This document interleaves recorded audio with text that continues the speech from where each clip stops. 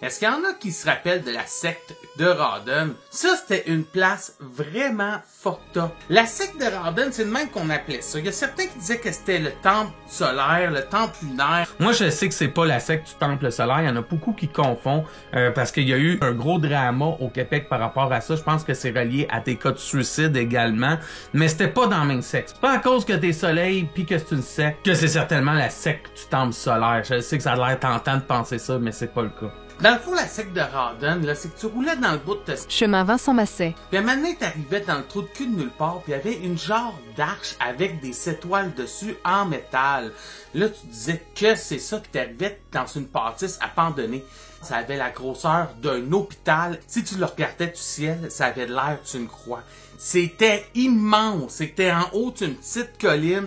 C'était super dégagé. Tu ne fais pas le manquer. Ça attirait l'attention.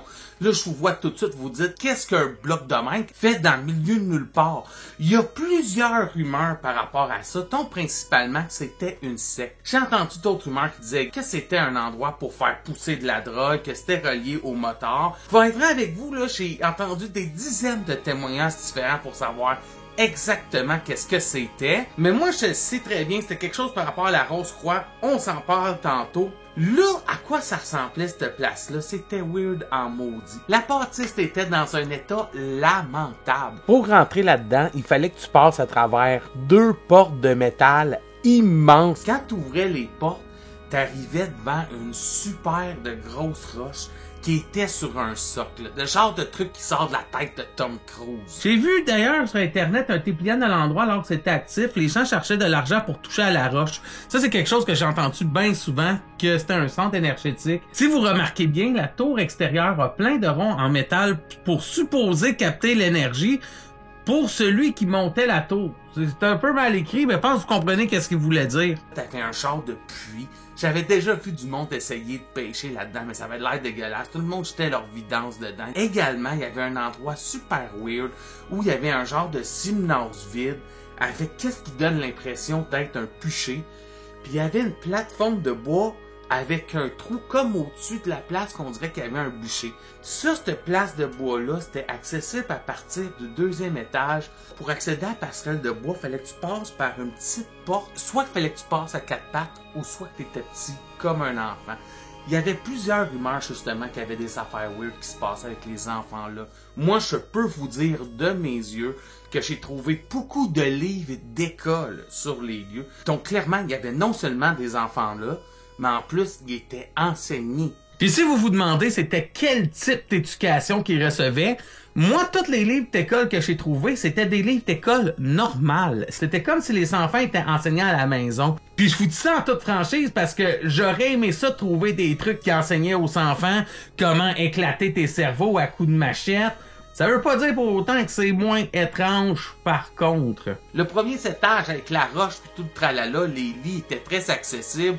Le 2e étage, le 3e, mais plus que tu avançais vers le haut, plus que c'était pété. Qu'est-ce que je peux comprendre? Il y avait eu des squatteurs qui avaient mis le feu là-dedans. Donc, plus tu essayais d'aller vers le haut, plus que tu ne fais pas passer. Tout est pété.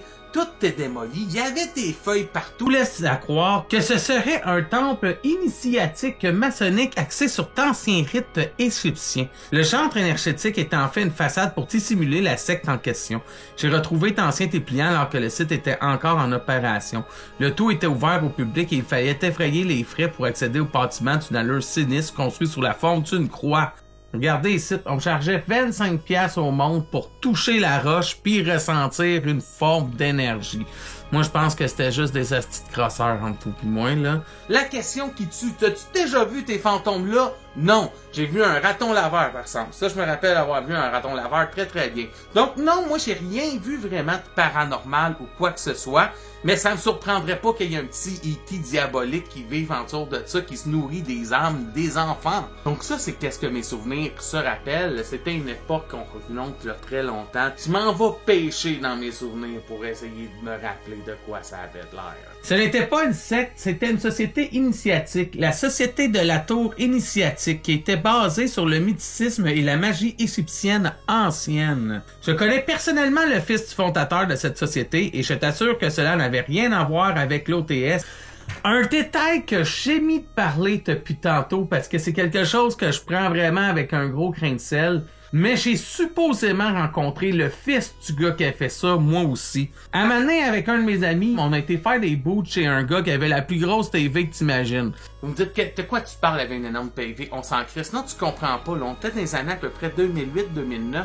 Puis le gars, il avait une TV plasma qui faisait tout son mur au complet. En fait, c'était comique parce que tu rentrais chez eux puis il y avait juste une petite TV. Fait que nous, on a fait des bouts de hache, on a eu du fun. Le gars était super sympathique, bien normal, 100% normal pour être franc avec vous, à part qu'il y avait une petite grosse TV sur son mur. Quand je suis parti de ça, mon ami avec qui j'étais, il m'a dit « Yo, en passant, ce gars-là, c'est le fils du gars qui avait la secte de Rawdon. » Pis tu sais, il peut me dire ben des affaires. Le fondateur s'appelait Raymond Brenassi et c'est lui-même qui a construit la Farmer's Tour et tout le complexe qui a été connu sous le surnom de Château de Rawdon pendant des années. En fait, sur Amazon, tu peux acheter la version brochée du livre qu'il a écrit comme fondement de cette société. La foi du 8e jour était la tour initiatique. Je l'ai trouvé justement, ce livre-là. On le voit juste ici, le livre. Écrit en 1987. Tant qu'à m'amener, je vais l'acheter puis le lire. Ça vous tente de me l'acheter, de me le donner, faites-le. Moi, je travaille dans une cuisine, c'est pas d'argent pour ça, gang. Le groupe pratiquait la haute magie égyptienne. C'est certes de l'occulte, mais il n'y a aucun suicide ou meurtre en masse dans ce groupe. La société a seulement cessé d'exister, et ça avant même la mort du fondateur. Ça ferait du sens en esti, parce que quand on regarde d'autres photos qui ont été laissées dans le passé, on voit plusieurs trucs égyptiens. Moi, je n'avais pas trouvé dans le temps, mais ça me surprendrait pas pantoute qu'est-ce qu'ils sont en train de dire, là. Moi, je vous parle de ça aujourd'hui parce que j'aimerais savoir s'il y en a d'autres qui se rappellent de cet endroit-là. Moi, je m'étais présenté, en 2010, dans ces alentours-là, avec d'autres amis. J'étais super fier. Venez voir ça, je vous amène à la secte de Rawdon, ça va être sick. On était arrivé là, c'était vide, il y avait tout mis à terre. Oui, malheureusement, l'endroit n'existe plus aujourd'hui. C'est là, justement, que j'apprécie d'avoir de la technologie accessible comme ça, parce qu'à l'époque, j'avais juste un petit flip phone de qualité de marbre. Toutes mes vidéos de ça s'est perdu dans le temps, puis l'endroit n'existe plus. Donc j'aimerais ça savoir s'il y en a d'autres qui ont d'autres informations par rapport à cette secte-là. S'il vous plaît, laissez un commentaire si vous vous en rappelez. Si également vous avez plus d'informations, laissez tout ça dans les commentaires en bas. Moi, ça va me faire plaisir d'aller vérifier ça. Et peut-être qu'un jour, on pourra percer à 100% le mystère de la secte.